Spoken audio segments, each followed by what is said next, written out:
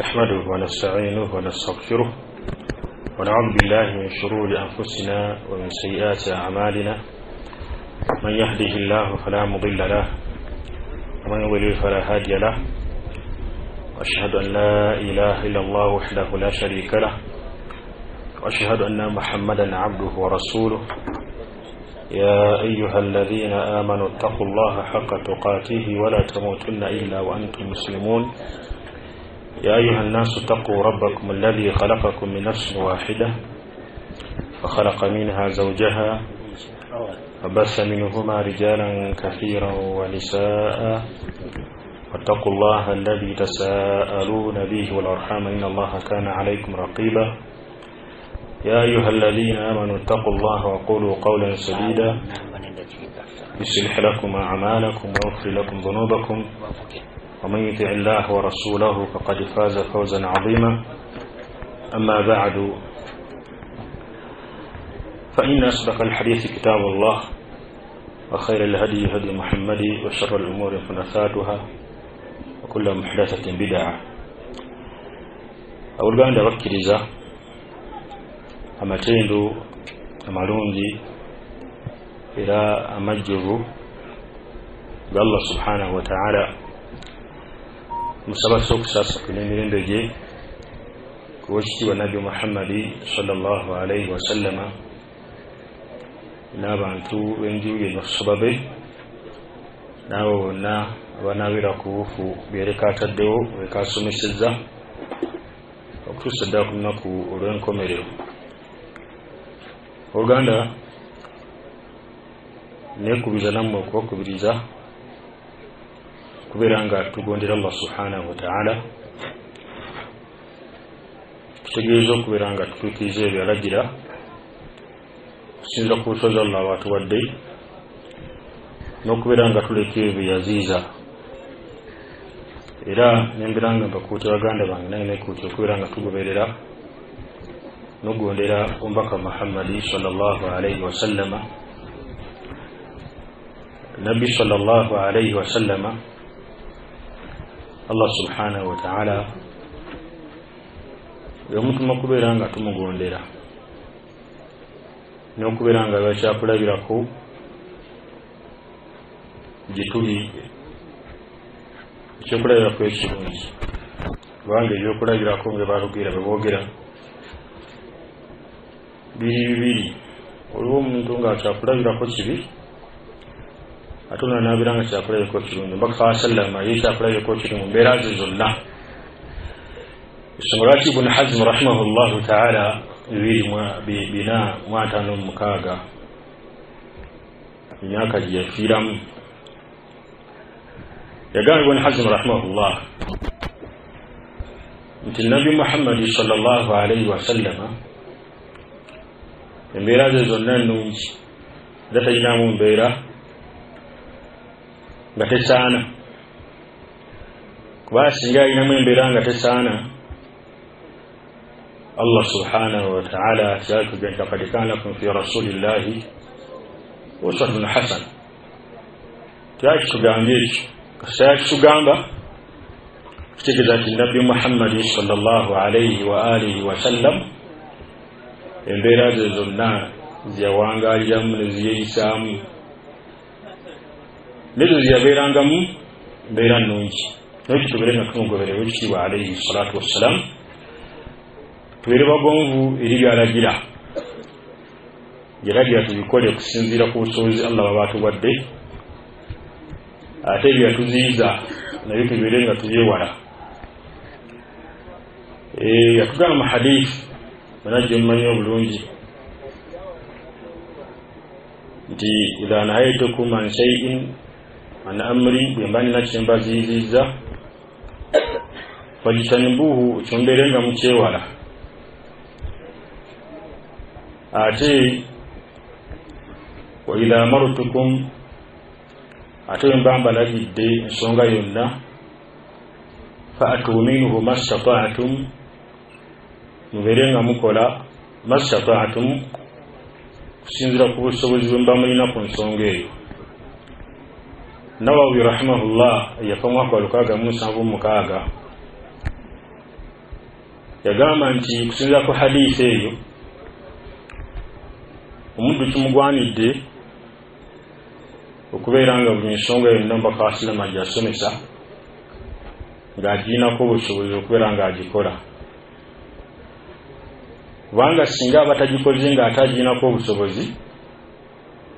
hadisi ye mugambye nti akole kusinza ku busobozi. Bw'aba tagikoze hadisi aba tagigondedde eyo, aba agijeemedde. N'ekyo Omubaka wa Sallama tubeere nga tumugondera.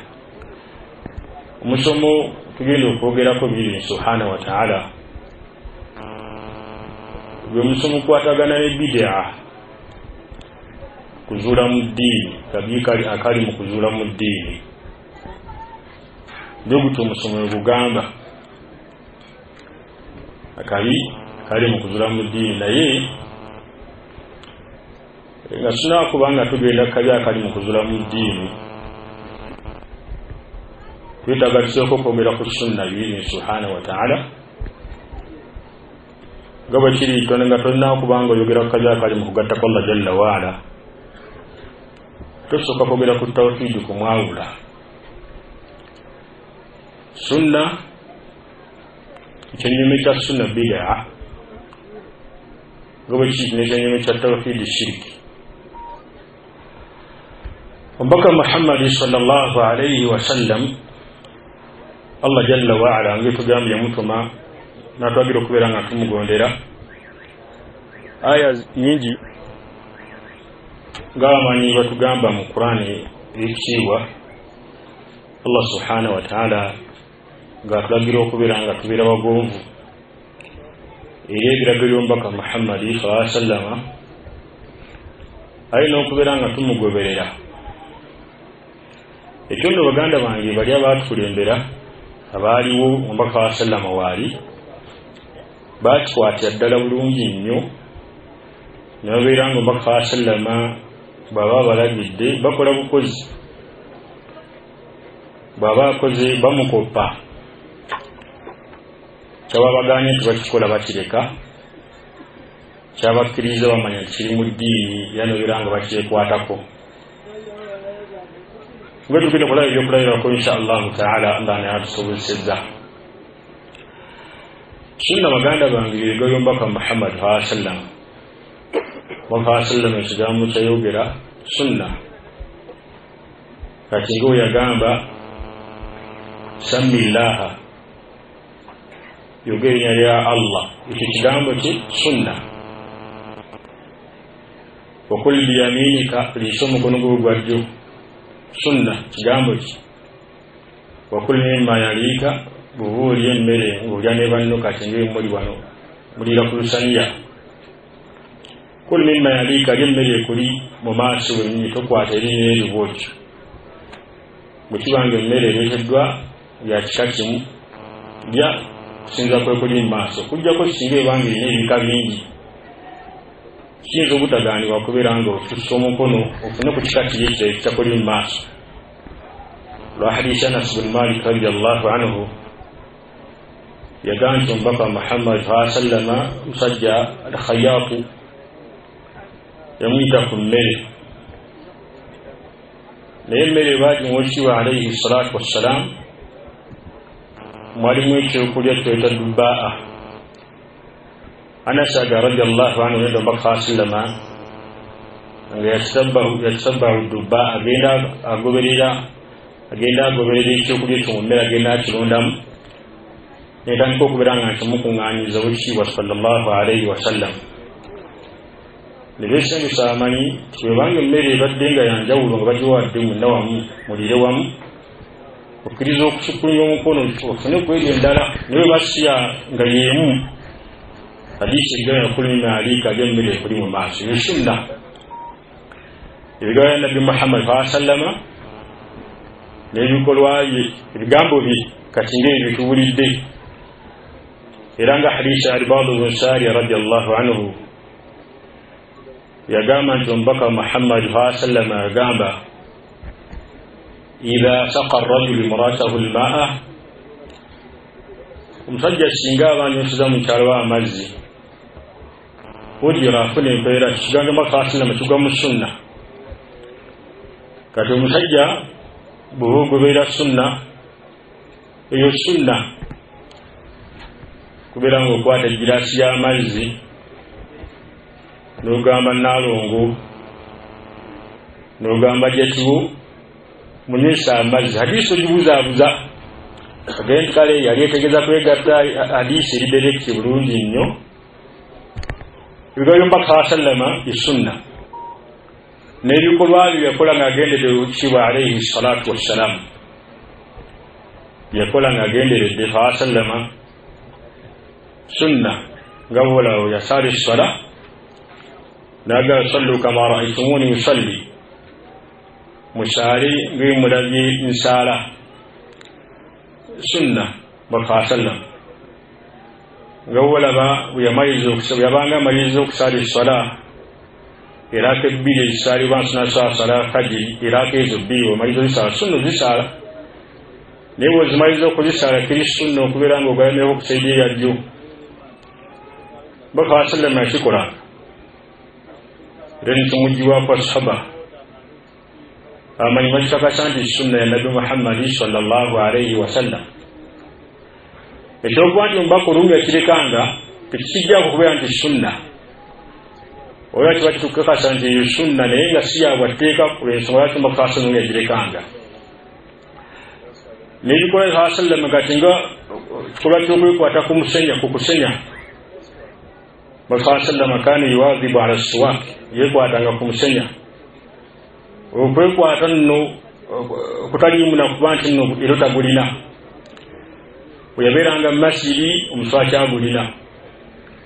weyabeeranga waka omuswaki agulina weyabeeranga ng'atambula omuswaki agulina weyabeeranga nga agenzi nga bamuyisire ku mmere kulya mmere baba bamuyitanga ku mmere omubaka sallama saba ebitiibwa era nga yabagamba jagenda ku mmere naye muyitiddwako kabe nga muddu yamuyise sallama nga sheekhe baatugulidde obwetowaze bwe sallama kabe nga agenze ku mmere muswaki yagenda nagwo Mughirata bun Shu'ba radiyallahu anhu Mughirata bun Shu'ba agamba nti lumu yali nabbi sallama ku mmere bamuyise ku mmere agamba sallama alaba amasulubu ga Mughirata bun Shu'ba nga mawanvu najja omuswaki gwe n'ateekako ku masulubu n'asaba makansi n'agatoolako muswaki ebiranga nagwo ne baba nga kwebaka yebaka omuswaki guli mitwe bwazuuka gwatandikirako bwayingira ewaka asooka kusenya kati ekikolwa kyo sallama kinugwa mu sunna almuwadhabatu ala siwaak okwekwata ku muswaki toguleka muganda wange bangi bazze wano tebalina miswaki bayawukanye ku sunna ya sallama basinyiza okuva ku makya bajja kuddamu kusenya enkya ku makya baati bayi ku sunna ya Nabi sallam yokwekwata ku miswaki n'ebikolwa byo sallam byakola alayhi salatu wassalam niyo basobe bakolanga waali nabanga tabiganyi sallallahu alayhi wa alihi wa sallam sunna nayo baganda bange tukwate ku sunna yegamba sallama n'ebikolwa byo nekolanga waali nabanga tabiziziza Waganda bakkiriza omubaka Muhammadi alayhi salatu wassalam babanga atugambye ensonga ekigwanidde nga ffe abakkiriza abasiraamu omukkiriza okubeera nga tukola bukozi nga tubuuziza yawatteeka oba nedda kubanga okubuuza yawatteeka oba nedda tegijjaako kubeera nti sunna Nabi sallam so nga ate omuntu okuteeka mu nkola tonnakumanya tatteeka oba kyabwatteeka oba n'enkizo kwoyo asoose okumanya tatteeka oba kyabwatteeka nga omumanyi Muhammad ibn Salih al-Uthaymin rahimahullah baatusomesa Sheikh Muhammad ibn Salih al-Uthaymin rahimahullah mu bigambo bye yagamba ti omusiraamu togwanidde obanga wagenda baka sallama yagamba sunna ng'ekujjira togande kubuuza yabwatteeka oba si yabwatteeka naawe ensonga nti kubanga basaba tebaabuuzanga kibuuzo ekyo ate singa kyali kirungi basaba singa kyali kirungi okuba nno omuntu osooka kubuuza kyate kuba si yabwatteeka ku sunna so baali basooka okubeera nga babuuza ekintu ekyo ebyokulabirako bingi basaba Muhammad sallama nga bateekanga mu nkola nabbi kyalagidde nga tamaze kumubuuza nabbi kyotugee kyawateeka oba nedda. nja kukuwayo nga 5 olaba n'abansoza n'ebituusa byonna. sahaba ayitwa Abdullah ibn Mas'ud radiyallahu anhu okulaga nti nno Muhammad sallama bwe yabanga agambye kasita nabbi agambye bo nga bakola bukozi tamala kumanya nti nno kyateekwa syabateeka ekikulu nabbi agambye. Abdullah ibn Mas'ud radiyallahu anhu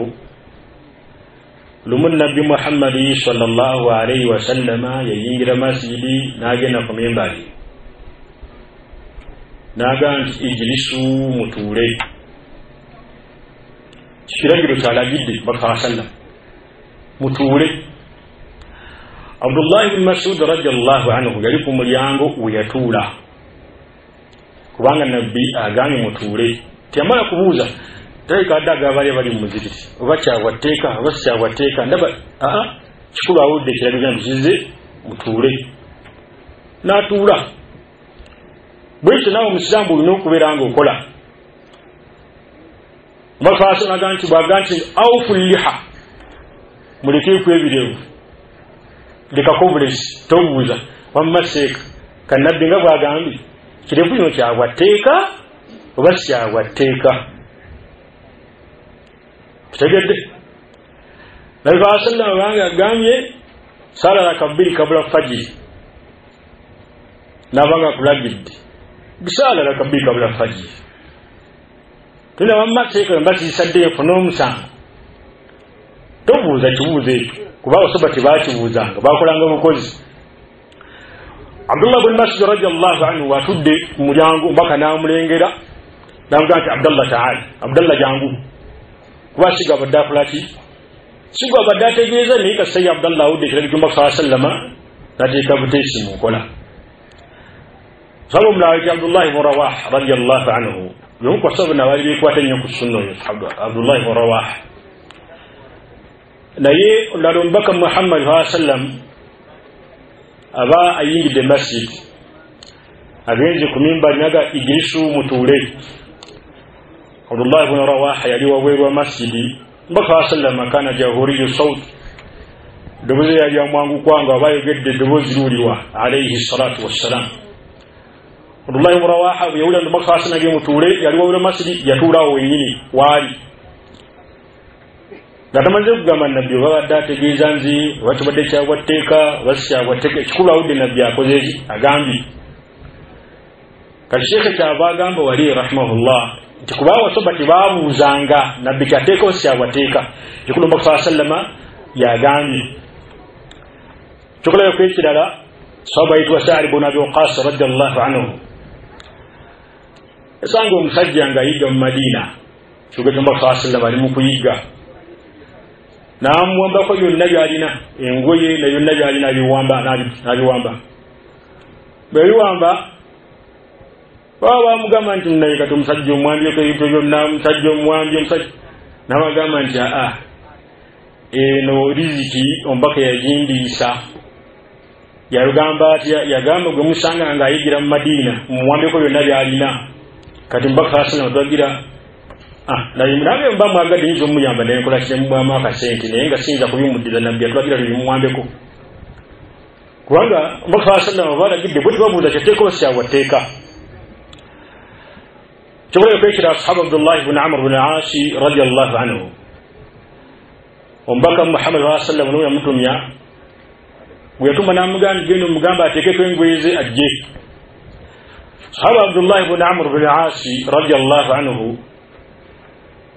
yakwata engoye ze zonna eziri mu nnyumba n'aziteeka ku mubiri n'akwata ekitala ky'engomba kabwalagidde nti mugamba ateekeko engoye ze akwata ekitala kye ajje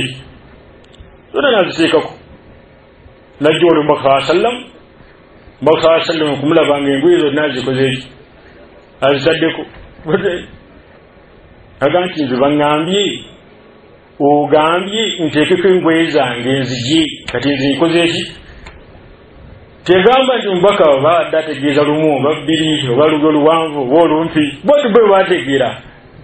Muhammad sallallahu alaihi wasallam bakola bukozi alayhi salatu wassalam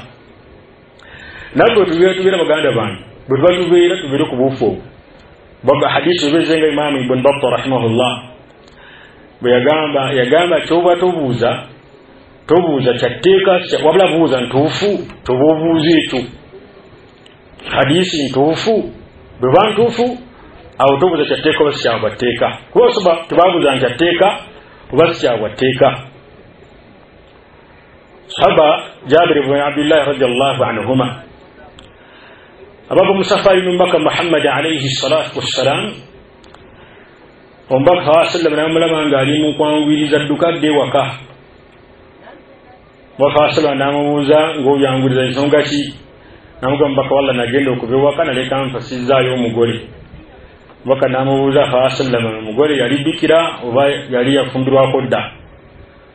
Jabir namugamba mbaka walla naye wasa mukyali yafumbirwako dda olw'ensonga taata wange Abdullah ibn Haram yafera mu mutawale Uhud yandikira bannyinazi bakuze gasobola kubayitamu muwala nga njali bayitamu mukyala mukulu nasobola okubasanyira enviiri n'okubalagira omubaka sallama ng'ekyafa ensonga hadisi bwetambula oluvannyuma Jabir agenda okutuuka e Madiina omubaka sallama atuusedde e Madiina nabaka sallama n'amugamba agenda asaira akabbiri namusanga mbaka amaliza yokusala kabiri manamanje ni sunna bobanga ovudde mu lugendo wonaava wano ngozeewa mutuse wamwe kiri mu sunna ya mbaka sallama okusokera ku masjid osaira kabiri omusajja n'omukyala kujja ko omukyala ali mu nsonga togamba akasasi yabwateeka sunna ya nabi sallama rasula yavanga ku lugendo esokera ku masjid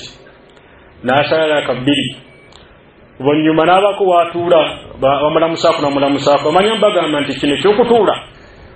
ne bakulamusaako ekyo kyeyawudde ku mukulembeze kyamiiri wabanga avudde ku safaari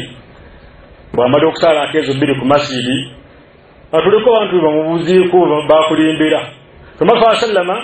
n'atula bamubuuzaako oluvannyuma Jabir ibn Abdullah najja omubaka sallama amugamba ensolo eyo gisibaawo genda osaira kabbiri masjidi kuba si sunna waliwo okusala akeezo bbiri mbaka sallama ng'amusiibula yamugamba genda ewaka wegatte ne mukyalawo bado mbako yamugamba Jabir ibn Abdullah radiyallahu anhuma tiyagamba oba nabbe kyaga ekyatteeka oba sikyabwateeka nga oyo yakimugamba bwe yagenda n'agamba mukyala ekyo mbaka ŋŋambye negatte naawe n'omukyala tiyagamba oba kyatteeka oba sikyabwateeka yamugamba donaka kati olinda ki oba nabbe agambye tegeda oluganda omukkiriza kugamba mukyala n'obwagazi n'abanga ye yabufunye dda kasana byakoze eki nabbi yagambye naye mulaba omusiraamu bamugamba sallama yagamba kendeza empale abawarabu omusanyu gwali mungi ate ne sheekhe abali basheekhe abanene gomanyi basheekhe oli sheekhe Allah yamuwa irimu amanyi ebitabo amanyi yaleeta masala ago n'agaliita n'agazzeero n'agazzeeri bajirwa nti sheekhe yasoma ku nabbi galinga nti sheekhe yasoma ku nabbi masala n'agazzeeri n'agategera n'okusinga nabbi bwe yagasomesa kati oluganda omukkiriza teeka ku nkola nabbi kyakoze kyagambye alayhi salatu wassalam. Sahaba Abdullah ibn Abbas radiyallahu anhuma sajja yamubuuza namugamba nti Abdullah muli baavu oba muli bakodo bukodo? Sahaba n'agamba Abdullah ibn Abbas radiyallahu anhuma nti tuli baavu ate tuli bakodo naye ndababu babantu olwobaseera ebyokunywa mbawa kyako ekyo baita nabiv kyabanga kyakunywa bakigira mu ntende nga si kyakunywa kyogamba kya bbeeyi ng'ebyokunywa ebirala bikimala ennaku ne ziwera 3 kisaaka nifuuka omwenge nabbi yatugano kinywa kisusa ennaku 3. Abdullah ibn Abbas n'agamba si tuli baavu ate tuli bakodo naye istasqa Rasulullah sallallahu alayhi wa sallama fasqaynahu nabidan omubaka sallama yasaba ekyokunywa netumuwa kino kyennyini kyetwamuwa n'agamba hakadha fasna'u bwe mutyo mbanga mukola kakati ffe buli atusaba ekyokunywa tumuwanga nabwe byakola ki buyagamba tukola kati baganda ngo tubwe bategeera ikitage cyomba sallama bwe kibatize sahaba al-Miqdad ibn Aswad ngatu ensonga tujibe kutudde ku ndala lumu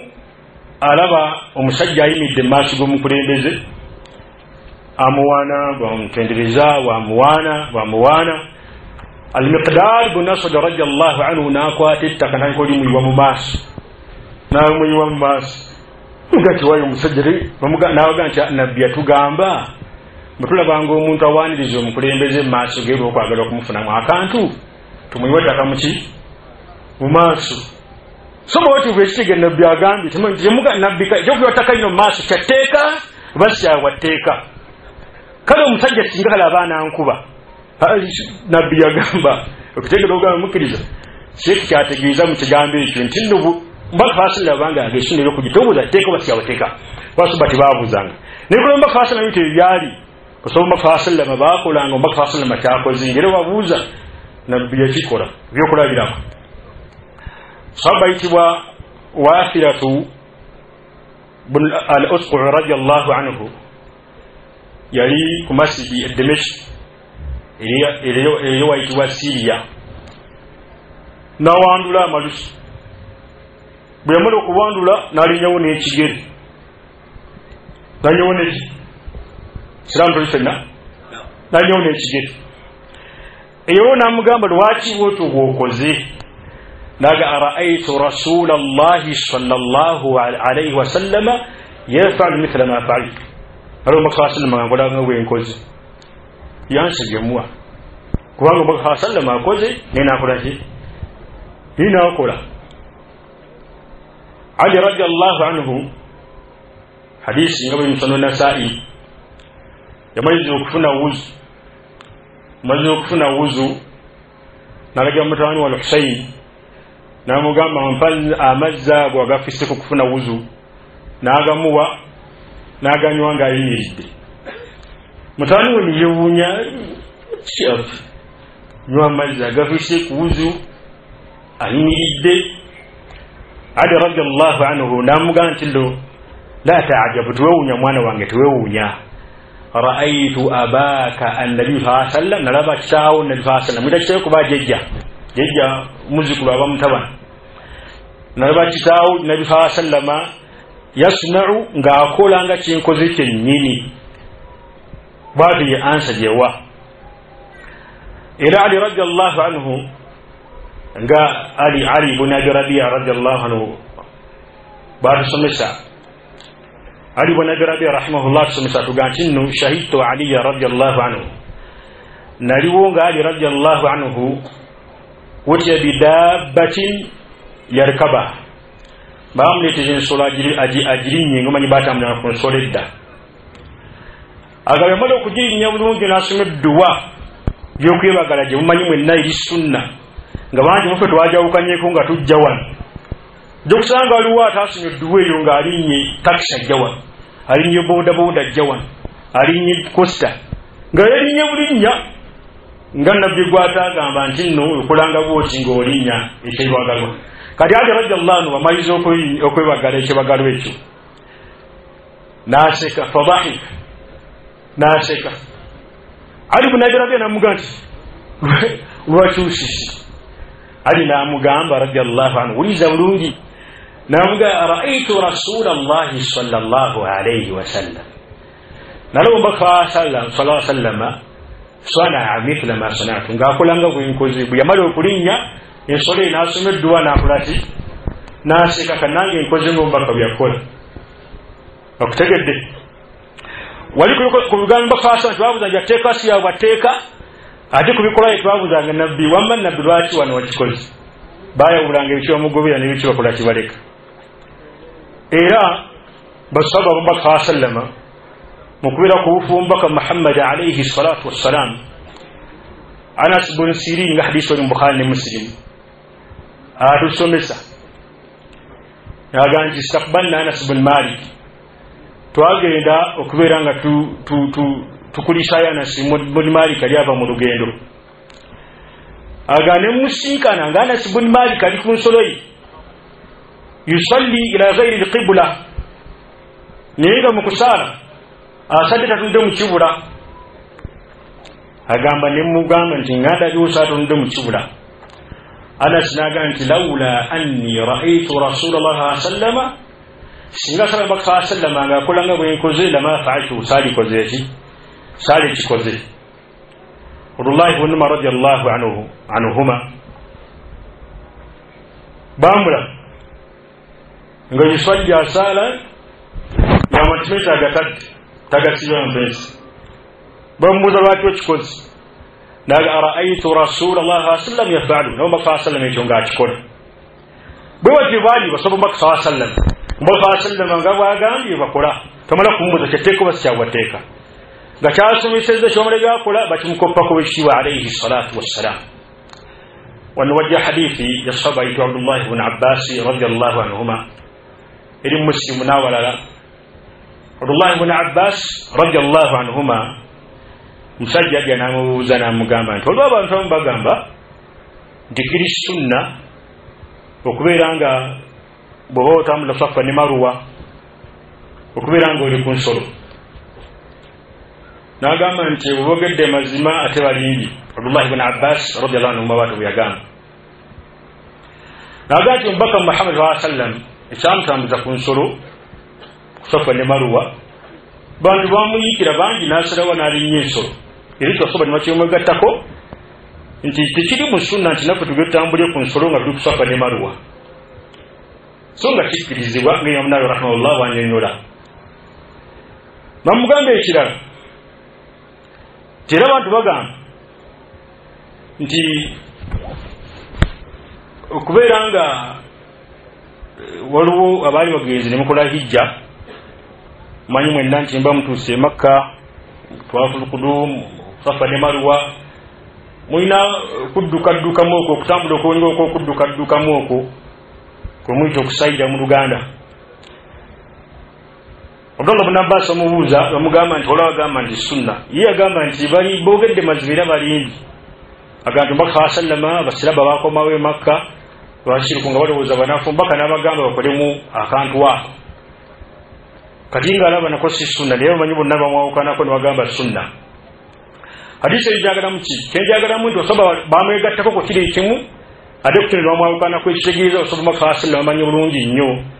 biki mbaka sallama byasomesa biki mbaka sallama byakola nga tubimukoppako ntibikola nga bwe yabikola na biki byakola ng'abikoze wambeera era ntibireka ntibanga sibikoze. Tugobere bugobereza omubaka Muhammad alayhi salatu wassalam kuba Allah agamba laqad kana lakum fi rasulillahi uswatun hasana amazima ddala mwine ekyokulabako ekirungi okuva ku mubaka wa Allah sallallahu alayhi wa alihi wasallam. Sunna yegomba ka sallama n'ebikolwa bye n'ebyakolebwanga waayi n'abanga tabiziyirizza. Sunna omusiraamu bw'obanga ozeeyo wakaawo ng'ovudde ku lugendo owammwe otuuse wammwe okubeera nga osobola ku masjid n'osala akabbiri kubanga baka sallama ekyabeera nga akilusomesa. Imamu Ahmad rahimahullah yefumwago 241 eyogera n'agamba nti ku mulembe gwaffe guno ku mulembe gwabwe Ahmad rahimahullah egaba ku mulembe gwaffe guno twetaaga nnyo hadisi bw'atyo byagamba. Naawe ensonga nti ku lwaki n'agamba nti kubanga bid'aati zifuuse nnyingi bantu bazuula nnyo mu ddiini kati ate bid'a zirina kuvaawo nazirina kuba nti nabantu bamanya sunna za mubaka Muhammad sallallahu alaihi wasallam n'okubanga bamanya biki byamugibwako alayhi salatu wassalam. Bwe kiwanga Imamu Ahmad ku mulembe gwe Imamu Ahmad 241 afiiridde owulidde wakati we ne Bukhari w'emyaka 256 Bukhari yafiira 256 mu Muslimu wabanga mu kiseera ekyo waafiiridde nga bwatyo bw'agamba nti beetaaga nnyo okubanga bayiga hadisi z'omubaka sallam ate kati ffe twetaaga nnyo kubanga omulembe buli we bweyongerayo abantu babeera nga bava ku sunna zana mubaka Muhammad sallam olwabitabeerawo okubajjukiza sunna era baba tibajja kubeera nga bazimanya n'okubeera nga bazijjukira ekyo baganda ne bajjukiza buli omu beera nga ofaayo okwekwata ku sunna z'omubaka Muhammad sallam nga bw'oba osobodde ekyo ndekitegeeza nti tekisoboka kubeera nga okola ekikyamu kisobokera ddala bulungi akoze sunna okukola ekikyamu kisoboka naye tekijjawo sunna dati abagamba sunna naye nga nabo bakola bwe bati ekisoboka bulungi nnyo akoze sunna okukola ekikyamu naye tekijjawo sunna bakuza baganda nti tubeere ku sunna mafasina tubeere nga tukolaki tubeere nga tumugoberera mu bigambo bye bikolwa bye nasobe bakulanga waali nabanga tabiziriza alayhi assalatu wassalam wasalafu salih ensonga y'okubanga nga tobudde ku sunna yabana kubazanga nnyo abo ne batukana okubeera nga bakaaba bikulabeko nga biri byokka omundaruda agamba dakhala alayya abu darda mughdiban abu darda yayingira wendi mughdiban nga musungwavu aganye mubuzo batekinga totiridde usunguwadde nagamba nti kyensungwaza abo bulaba bwantu wabweru mbaka asinde makyeriko tolina kimu kibaliko kujjako okubasaala swala yewagikolaki swala yewagisaala kati ekimusungwaza kulaba nga sunna bazirise tebaziriiko awuli obusungu buyitirivu Anas bin Malik radiyallahu anhu Muhammad bin Shahab az-Zuhri rahimahullah aga dakhaltu ala Anas bin Malik aga nayingira wali Anas bin Malik nemusanga nga ali mukukaaba nembuuza tatamuza kiki ekikukaabya n'agamba ekinkaabya nabasina byalekawo byonna abo tewalina na kimu kye baliko okujjako okusala nesola ennyini bati bagituukiriza bakutamani bavaayo ne bambuka nga naffe kati bwe tuli kusanga omuntu okuyimirira mu swala taagala kuyimirira nga nabwe bweyagamba okuyimirira bamugamba ekigere kigatte sikyatteeka naawe sheekhe lekekawo essunna zino muzikakanya abantu basiraamu temukekaka bantu sunna bantu mbaliki kuno mulindi gwabi buli arra'yi warra'yi al-akhar gobola babutinze ndaba bwenti bantu bambweti gabiboogera bitegedde siraamu gatte ekigere tereza layi mikono gifunze otya tikanawu amanyi wayo kana fikihi bambaga n'oliteeke no wansi w'obwereere banoliteeke wansi w'ekkundi baniwo batogisibe kati yonna gyegimu kikalubiriza bantu bantu bati bane boogera nabbi yagiteeka luddawa esinagenda kwa fikihi bayawukana nabbi yagiteeka luddawa tegedde yagiteeka eno wansi yagiteeka luddawa Anas bin Malik radiyallahu anhu ensonga geyimange mukaabe okulaba abantu tebali ku sunna agane swali baliko nene sola ennyini tebagikola ki tebagituukiriza bulungi bagandi tubere ku sunna oluganda bakkiriza sunna tuzibereko ekigambo kiri Sheikh kyeyogera yatera okwogera olumu ti sunna gwekola bukosoboza ate kwasya bwateeka abaluganda tekitegeeza nti nno sunna teziriimu miteeko mulimu sunna ez'obwetteeka kati ng'ekirevu kino singa okijjako ofuna omusango ng'okeredeza engoye ezo singa geza empale n'esukka okwangubire gwe omusajja oba ofunye omusango kuba kyabwateeka kubanga empale tesukka okwangubirka wansi okujjako y'omukyala ate talinayo okuba nti naakweyesa bukweyesa obula engoye ezo zina okuba nga zeera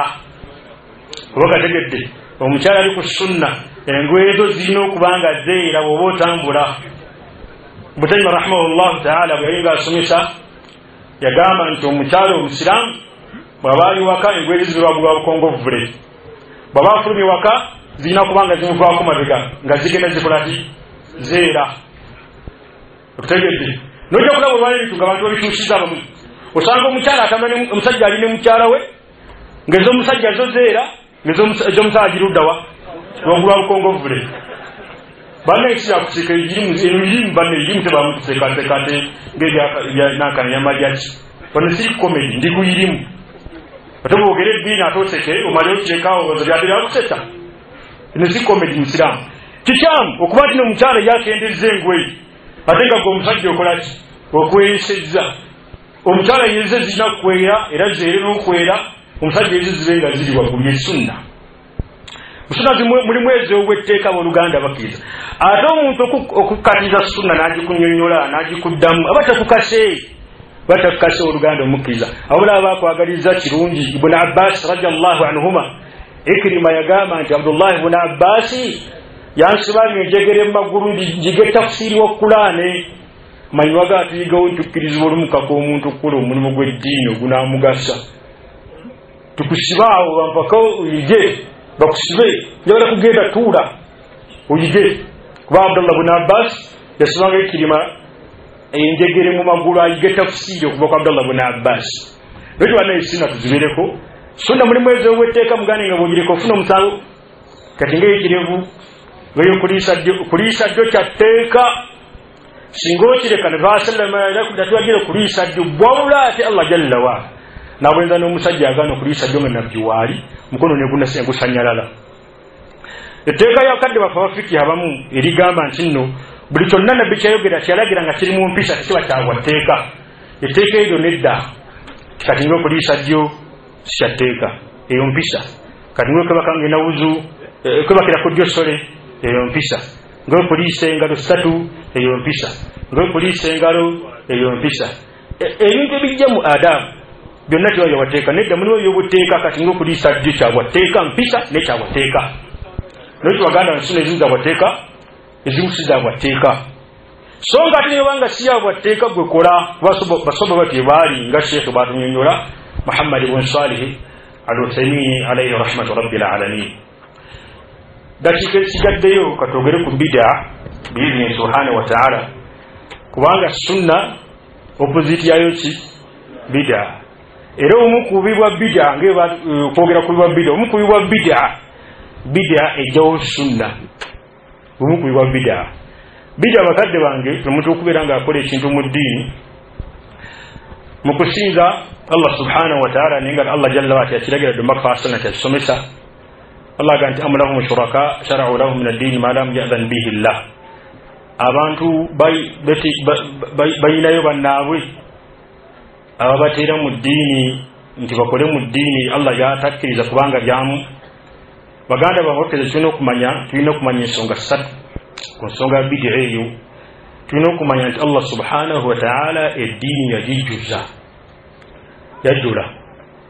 al-yawma akmaltu lakum dinakum wa atmamtu alaykum ni'mati wa raditu lakum al-islam diina Allah waatu byatugamba eddiini yajijjuza kino kimanye kyokubiri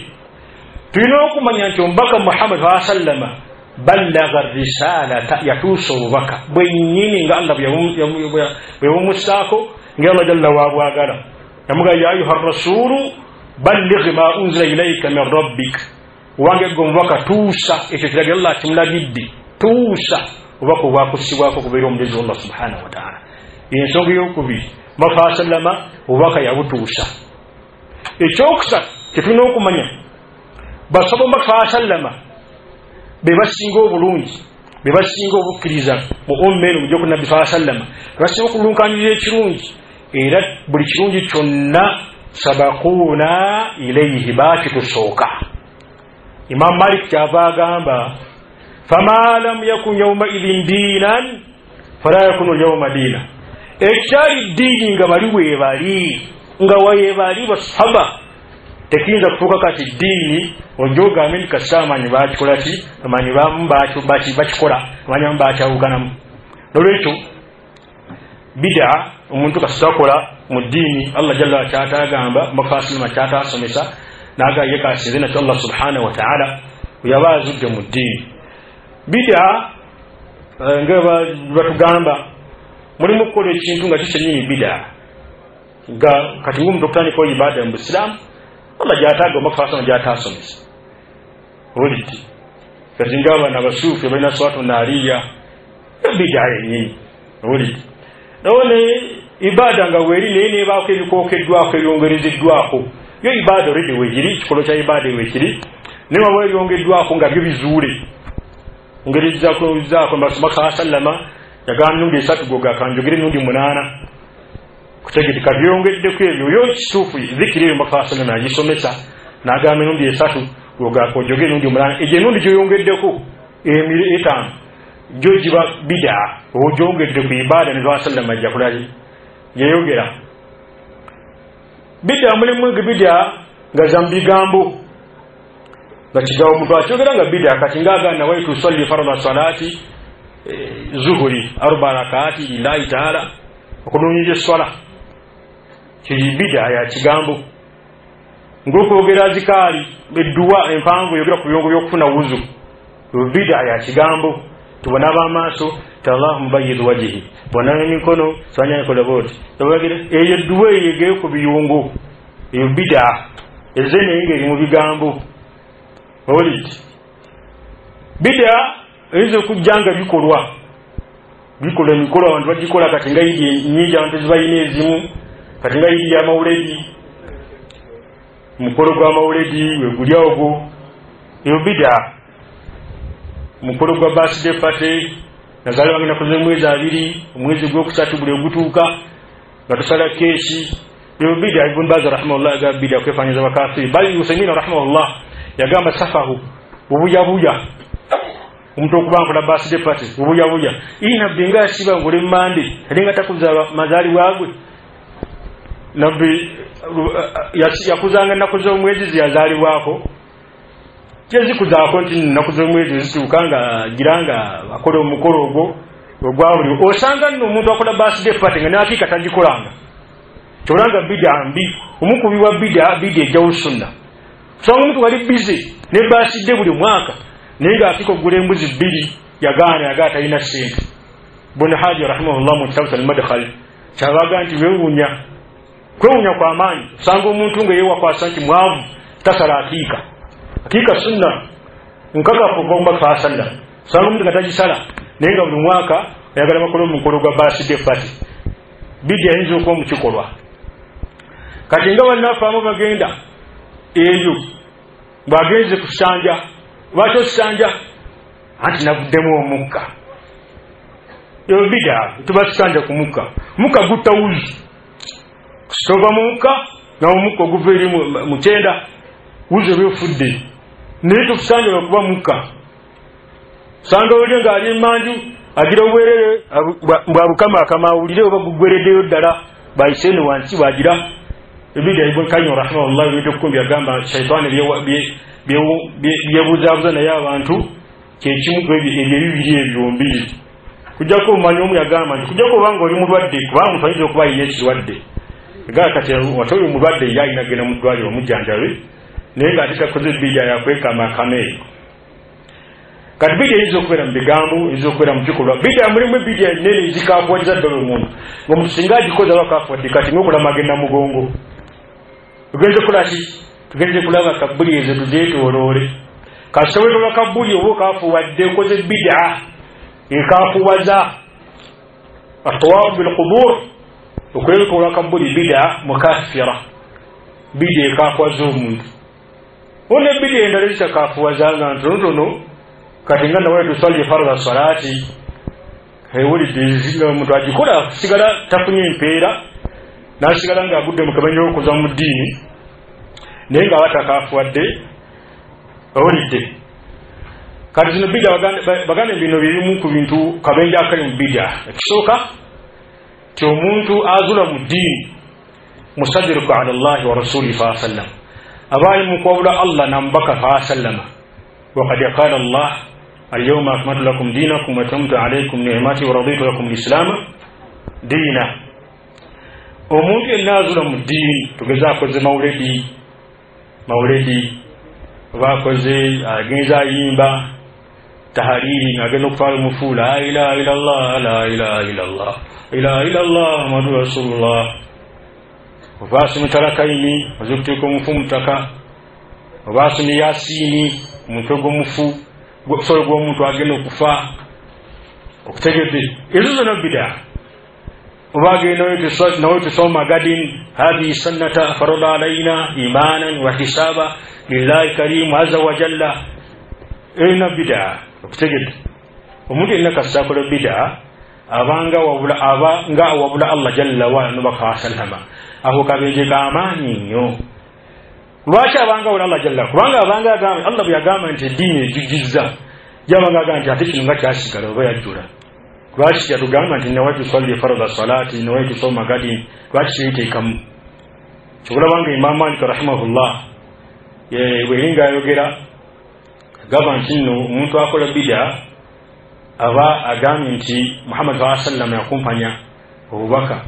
baba baga nti ate lwaki kino oba yonna yakutuusa lwaki kino kyakikola teyakireeta bid'a kabenja akalakali mu bid'a bid'a jawu sunna bid'a irwanagane sunna ekyokulabirako ekiri sunna abantu singa bafiiriddwa singa bafiirwa kubafumbira mmere batwalirwe balye abafiiriddwa naye kati abantu bayita bid'a eyokwera nga afiirwa tebafumbira bazze okukubagiza sunna y'okufumbira abafiiridde emmere neekolaki nebanga evaawo bid'a gwafiiriddwa okusala enteeyo okusala embuziyo okufumba emiwumbo gyo ate munanga nti manaava wanonjala mukyala yafudde ate taata yafudde nedda ssebo tolina kufumba mmere era kofumba emmere manyi ofumba emmere nzuule manyi bangi bagiraga nti emmere eyo nzuule bali sina nzuule buzuuzi wabula fi'li jahiliya yimu ku bikola gye bajahiliya nabbi saa sallama nga tannatumwa jahiliya nabbi kuva lwatumwa yasangulwawo naye wambatira bikola bya jahiliya ebyokufumba emmere nga bafiiriddwa emmere baganda bange bid'a manyi baga nti bid'a munkara bigimu ku bikola bya jahiliya kalaba bantu bebagaana okukola sunna ey'okufumbira abafiiriddwa emmere abafumbira emmere bonga bakola bid'a y'okufumbira abazze okukubagiza emmere kati bid'a ejawu sunna kabenje k'amaanyi bid'a etta omulimu omuntu gwakoze Allah n'atagukkiriza man amila amalan laysa alayhi amruna fahuwa rad ambaka hasana gamba man ahdatha fi amrina hadha ma laysa minhu fahuwa rad Allah tagukkiriza omulimu omuntu gwakoze ng'azudde buzuuzi mu ddiini bid'a ekubirako okufanga omulimu gwe gufa ate Allah tatumira mu mekazi otaddemu n'amaanyi gwekoze ekikulu kasobola nga gwokoze na kitakola ki kyagusomesa olidde bid'a mbi kubanga bid'a ereetera abasiraamu okwawukana bakawasalamu man yaishu minkum anaabawangadde mummwe fasara ikhtilafan kathiran ajja kulaba enjawulo n'okwawukana nga kunene njawulo kati wa balinaffe olidde bali bagamba sunna banookola bid'a yita abantu okubeera nga bakolaki bawukana abasiraamu lwokubanga bid'a oli kasaagana bid'a oli ng'agamba oyasusa eddiini ng'amufuula mulabe we nono bagamba ndi sunna ng'afuuka mulabe we oli akoze bid'a ng'abasiraamu bawukana kati bid'a neera nga kabeji bid'a kabeje k'amaanyi eri omuntu kubanga eyinza n'omulemesa okubeera nga yeenenya inna allaha ihtajaza tawbata Allah jalla waala yabeera nga aziza okwenenya an kulli sahibi bid'ati kuli muntu akola bid'a hatta yada bid'ata kusangalisa bid'a bagamba nti kubanga ebiseera bisinga lwaki nti nno omuntu ono tiyenenya kubanga ebiseera bisinga omuntu ali ku bid'a yamanya ali ku ddiini yatayinza kwekola ki kwenenya kati nkoze kabi kyawa okuŋŋaana wano ennaku ana kitaffe afudde netuteekawo emmere netuyita abantu ndikola swadaka eno kati n'ogamba ngu takkirize kabi kikenkoze akabi kokoze keeko okubeera nti nno kyokoze nabbi yakikola ki teyagisomesa ekyo nno basoba baakirabukira sabaita Abdullahi ibn Umar radiyallahu anhuma lumwe abaayina waali omusajja neyasimula n'agamba nti alhamdulillahi wassalatu wassalamu ala rasulillah eyasimudde n'asajja nabbi saa sallam kali awe mudde yatero mudde kali kya yakoze ate kaliuddawa naye akabi akaliwo nti nabbi yamugaa sahaba nango mbaka musajja ma hakadha allamana swatu batusomesa nabbi nti bwe tubwasimudde tumusaalire otegedde datubadde omusomesa على حسن البصري رحمه الله لو مسجل يصلي بعد طلوع الفجر أكثر من ركعتين لو مسجل nga sala imam de mazo kuvayo nga sala kisuka mubiri Hasan al-Basri namuganti gwe Allah jakubonereza namuganti esebu badoti ayu adibna rabbi ala sala chisikanawu beramu ngenjoge nakuzino beramu Allah yizo kumboneza lokosala wangera wantu boge nakuzino kati kabiki tukoze tukunganyiza abantu tukoze mmere tafe owulidde dwa makumi ana basiramu doza makumi ana ezo sizali za mbusiramu manyi bagamba zaali za farao bali abali abakafiika tasiramu amu bambi ngebe bagenda okuppereza nibakopayo omukulu ogwo ngere bakopayo basidde basiramu bikuza akuzibi okujjukira simanya byaki yali abali abakafiiri mwida yagamba Umar radiyallahu anhu yamuganti Umaru mani aya nga singa yakakuffe onaku lwa katwale tokukuza bana oganti njimanyi ndiru yakka onaku ne kisomo yakiramu naye ffe tetukuze ebyo owulidde kati bid'a obooluganda abasiraamu ebivirako okubeera ng'omuntu wemulemesa Hasan Basri rahimahullah namuga Allah tagenda kuwonza lwakusaala naye agenda kuwonza kwawukana ku ki agenda kubeera nga akuboneza kwawukana ku sunna ekyo baganda nitubeere nga twewala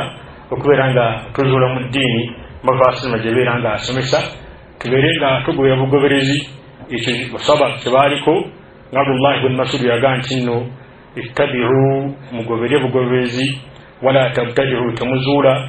faqad kufiitum mwamalirwa buli kyonna kitwagala okubeera nga tukikola nga tusiime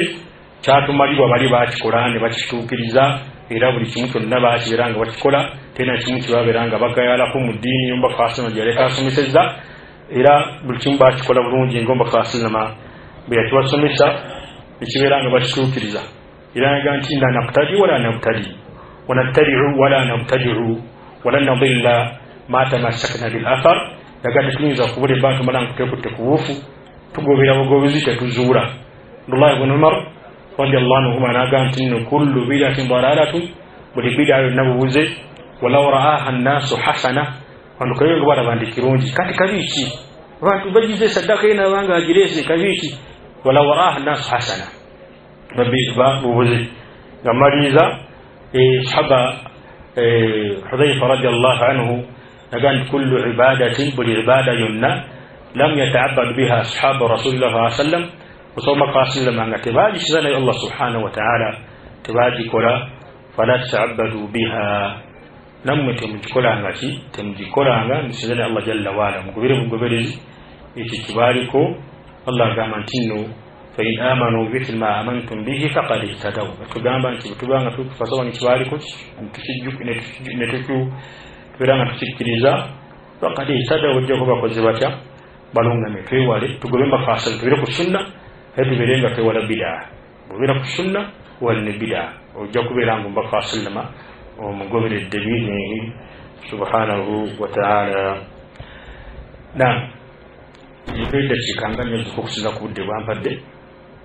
katuyitemu katono ku bid'a zino twongere zikaatiriza tuziwalye ddala biidhnillahi ta'ala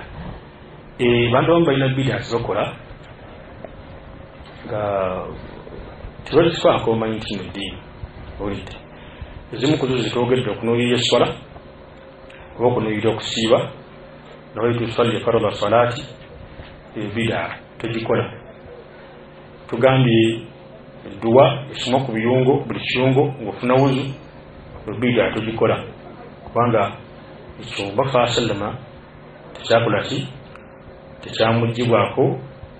abamu bw'oba bagenda okwaziina soka kuleeta isti'aadha a'udhu billahi minash shaitani rajim bismillahir rahmanir rahim nayaziina Muhammad sallama tekisomesangako nti oba ogenda okwaziina sokola isti'aadha omaliriza ogere bisimillah ate obeere nga okolaki obeere nga oyaziina eri waliwo bid'a Al-Izz ibn Abdussalam rahimahullahu ta'ala gyatulaga abantu omu gyebakola naddala oluvannyuma lwa swala ya asiri bamaliriza okusaala essola nga bagenda bakwatagana mu ngalo taqabbalallahu minna minkum taqabbalallah Allah akkirize genda nga mukwatagana mu ngalo ng'essola ewedde ekibida kujjako singa twaba tugeze genda kutula salaamu n'olaba sheekhe ono ngubadde mudde okulabagana awo n'obeera nga mukwatako mu ngalo naye gwanda ogende ng'okwata abantu mu ngalo maze essola ebida Butaino rahimahullah naye yagyogerako bid'a eyo tubeere nga tugyewala era ezimu ku bid'a abantu abamu zibakola abantu abamu okubeera ku mimbali owulidde imaamu bw'asoma ku mimbali n'asoma edduwa ey'okuba nti nno agira nankani edduwa ku mimbali n'olaba nga asoma kutuba atawanise emikono ebid'a basaba wabula bati baasabirako n'oyo yawanika emikono ng'ali ku mimbali bw'asoma edduwa bamusabira Allah lwaze emikono gye kusomedde okwanika emikono kimusazaddwa niisaawo kujjaku nga adde asaba enkuba kubeera nga Allah agituwa tubeere nga tugifuna naye kitabo ekyo awo hosi mukutuba ejjuma lazabulaza lugalo okusaba esunna bid'a ejjawo sunna ta bid'a kati bw'oteeka mu nkola sunna n'olaza lugalo bw'oti ate bid'a y'okwanika emikono oba ogijjewo bw'oteeka bid'a y'okwanika emikono sunna y'okwolaza olugalo oba ogikoze eri omaze okubeera nga ogijjawo insha Allah taala tutakuwa tukiomba ili subhanahu wa ta'ala subhanakallahumma wa bihamdika ashhadu an la ilaha illa anta astaghfiruka wa atubu ilaik. Assalamu alaykum wa rahmatullahi wa barakatuh.